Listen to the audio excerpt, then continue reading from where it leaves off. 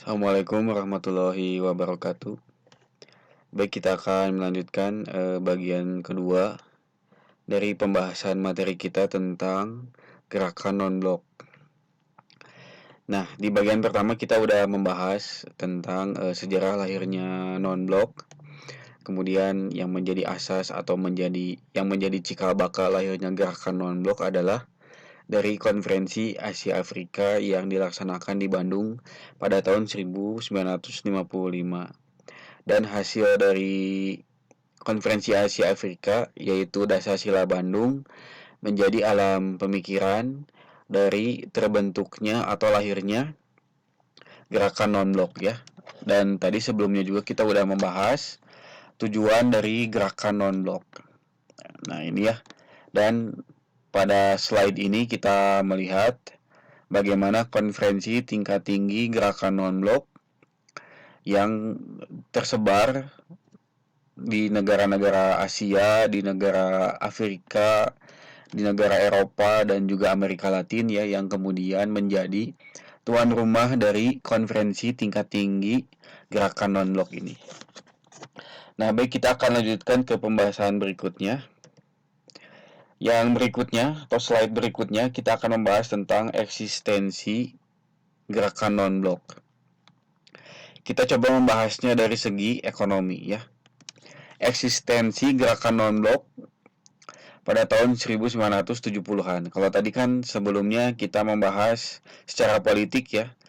Kita tadi sebelumnya membahas secara politik eksistensi gerakan non-blok. Nah, sekarang kita akan membahas eksistensi gerakan non-blok dalam bidang ekonomi. Nah, eksistensi gerakan non-blok tahun 1970-an. Pada tahun 1970-an, GNB memusatkan perhatian akan pembangunan ekonomi dunia baru, New International Economic Order, untuk melepaskan negara-negara anggota GNB dari ekonomi kapitalis blok barat dan ekonomi sosialis komunis blok timur. Jadi dari tahun 1970-an, GNB ini sudah memikirkan poros ekonomi dunia yang baru, yang tidak bergantung pada ekonominya kapitalis ya. Bagaimana monopoli ekonomi itu dikuasai oleh yang memiliki modal besar. Itu yang menjadi ciri dari ekonomi kapitalis ya, bahwa yang kaya raya yang menjadi bos, yang kemudian memutar roda ekonomi itu adalah orang-orang yang memiliki modal besar, sehingga ya mereka aja yang kaya, mereka aja yang sejahtera. Sedangkan kapitalis ini punya pekerja-pekerja, pegawai-pegawai yang buruh-buruh yang mungkin miskin ya, upah rendah dan lain sebagainya. Sedangkan bos-bos mereka, bos kapitalismenya ini sangat kaya raya. Kemudian GNB juga sudah berpikir ya bahwa jangan sampai masuk ke ekonomi kapitalis, begitu juga jangan juga masuk ke ekonomi sosialis komunis. Sebetulnya sama saja ya, ekonomi kapitalis dan juga ekonomi sosialis komunis. Kalau dalam ekonomi sosialis komunis, semuanya diatur oleh negara. Negara-negara komunis yang sebagian besar dikuasai oleh partai komunis, dia yang memegang politik, sosial, ekonomi, mereka yang mengatur semuanya. Kalau di kapitalis yang sangat besar pengaruhnya adalah pemilik modal, sedangkan di ekonomi sosialis komunis yang memegang teguh peran semua ekonomi adalah partai komunis yang menguasai negara. Ya, jadi sama aja sebetulnya ya, tidak ada bedanya. Yang satu di blok timur mah ekonominya dikuasai oleh partai komunis, oleh negara seutuhnya, semuanya diatur. Sedangkan kalau di negara kapitalis, yang jadi aktor utama ekonominya adalah pemilik modal. Mereka yang sebagian besar menjadi konglomerat ya. Karena bagaimana caranya ekonomi itu dimonopoli oleh mereka dan selalu menjadi income yang besar bagi mereka. Nah itu ya, sedangkan eksistensi GNB gimana caranya adalah keluar dari dua kutub itu, keluar dari kutubnya ekonomi kapitalis, keluar dari ekonominya sosialis. Itu ya. Tapi sayang sekali ekonomi sosialisnya hancur, Uni Sovietnya bubar, ekonomi kapitalis yang sampai hari ini menguasai ekonomi dunia dan belum ada yang bisa mengalahkannya. Itu ya, yang menjadi permasalahan manusia di seluruh dunia ini adalah bagaimana kemudian sudah seharusnya ada sistem ekonomi baru yang menggantikan ekonomi kapitalis ya, karena ekonomi kapitalis ini tidak adil, hanya memperkaya segelintir orang, tidak ada keadilan, kesetaraan, kesejahteraan. Ya, jadi memang tugas seperti tugas semua manusia ya untuk memikirkan adanya poros baru ekonomi global. Kemudian eksistensi gerakan non-blok tahun 1980 sampai 2000-an. Pasca berakhirnya Perang Dingin pada tahun 1989, GNB berkomitmen memusatkan perhatian pada pembangunan ekonomi negara berkembang, pengentasan kemiskinan dan lingkungan hidup. Permasalahan utamanya adalah kesenjangan antara negara-negara maju seperti Amerika Serikat, Kanada, dan negara-negara Eropa dengan negara-negara berkembang yang masih miskin di kawasan benua Asia, Afrika, dan Amerika Latin. Nah, ini adalah eksistensi GNB pada periode tahun 1980-an sampai 2000-an ya. Bagaimana caranya negara-negara berkembang itu bisa mengejar negara-negara maju. Ya. Nah, di bagian ini kita lihat ya bahwa negara maju seperti Amerika Serikat, Kanada, dan pada umumnya negara-negara Eropa Barat itu adalah sudah menjadi negara yang maju. Nah, GNB ini gimana caranya sama-sama untuk mendorong negara-negara berkembang yang kebanyakan dari benua Asia, Afrika, dan Amerika Latin kemudian untuk maju dan berkembang, ya, untuk menyaingi negara-negara yang maju yang banyak di Amerika Serikat, di kawasan Amerika, di Eropa Barat, ya.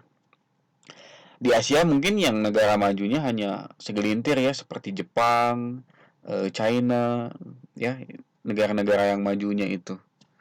Kemudian juga ya bisa dibilang seperti masih berkembang ya, Arab Saudi mungkin baru sekarang negara yang maju itu. Baru sekarang mungkin mereka juga dulu masih menjadi negara yang berkembang ya. Nah itu jadi yang diperjuangkan eksistensi GNB dalam ekonomi ya. Gimana caranya memperjuangkan negara-negara berkembang, pengentasan kemiskinan, kemudian juga menjaga lingkungan hidup ya. Karena kapitalisme ini mereka menghalalkan berbagai macam cara untuk meraup keuntungan ya, misalkan membuat pabrik-pabrik yang limbah pabriknya itu dibuang ke sungai, polusi udara, dan lain sebagainya, mobil yang tidak ramah lingkungan, motor yang tidak ramah lingkungan. Nah, ini permasalahan ekonomi yang menjadi PR juga bagi eksistensi GNB dan juga masyarakat dunia pada lainnya. Nah, kita lanjut pada slide berikutnya. Ini agak menjurus kepada aksi-aksi spionase atau kejahatan ya. Dari tahun 1900-an hingga hari ini, anggota GNB pun sangat menaruh perhatian pada keresahan global akan terorisme, senjata nuklir, senjata pemusnah massal, dan konflik dalam negeri pada suatu negara yang bisa berdampak menjadi perang dunia. Jadi GNB pun ingin sekali terlibat supaya dunia ini aman, damai, tentram, tidak ada aksi teroris, menolak aksi teroris, tidak mendukung penggunaan senjata nuklir, tidak juga mendukung senjata pemusnah massal ya, yang dulu difitnahkan dari Amerika Serikat kepada Irak. Jadi dulu Amerika Serikat pernah memfitnah kalau di Irak itu ada senjata pemusnah massal. Ternyata tidak ada ya, itu di tahun 2003-an itu. Amerika Serikat memfitnah Irak punya senjata pemusnah massal, ternyata tidak ada, tidak terbukti ya. Nah, GNB ini ingin menjadi berperan ya untuk menjaga kedamaian dan juga menjaga jangan sampai terjadi perang Jangan sampai permasalahan di suatu negara bisa berdampak menjadi perang dunia. Ya, jangan sampai perang saudara menjadi perang dunia. Seperti yang sekarang mungkin yang lagi riskan itu di Yaman ya. Bisa jadi Yaman itu memicu perang di kawasan Arab ya. Yaman, kemudian yang sekarang ada perang Armenia Azerbaijan, begitu juga negara-negara Korea Utara, Korea Selatan yang memang sudah dari dulu memanas, Amerika versus Cina ya, kemudian Turki dan juga Yunani yang berpotensi perang, Lebanon juga tidak aman, lalu ada Israel Palestina ya, kemudian daerah-daerah Rusia ya dengan Ukraina itu kan juga kan mengalami ketegangan ya. Rusia, Cina itu memiliki ketegangan militer ya. Nah, Indonesia sebagai salah satu anggota GNB sangat berperan dalam menjaga kedamaian regional maupun global. Seperti Indonesia pernah berperan dalam penyelesaian konflik di Kamboja ya, konflik komunis yang terjadi di Kamboja sekitar tahun 1970-an.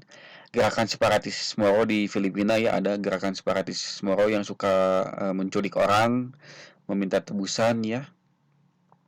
Dan juga Indonesia kini terlibat dalam penyelesaian konflik di Laut Cina Selatan ya, bagaimana Laut Cina Selatan itu menjadi rebutan negara-negara di Asia Tenggara dan juga menjadi rebutan di negara Cina ya, oleh Cina juga diperebutkan.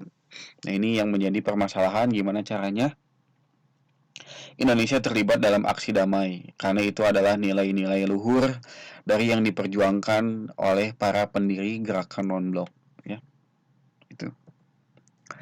Nah, keikutsertaan Indonesia dalam gerakan non-blok atau GNB sudah sangat sesuai dengan prinsip politik luar negeri bebas aktif Republik Indonesia yang dikemukakan oleh Wakil Presiden Muhammad Hatta. Nah, ini ya, gerakan non-blok ini sudah sesuai dengan prinsip politik luar negeri Indonesia yang bebas aktif yang dulu disampaikan oleh Wakil Presiden pertama Indonesia ya, Dr. Andes Muhammad Hatta sekitar tahun 1948-1949 ya, bahwa politik luar negeri Indonesia itu bebas aktif.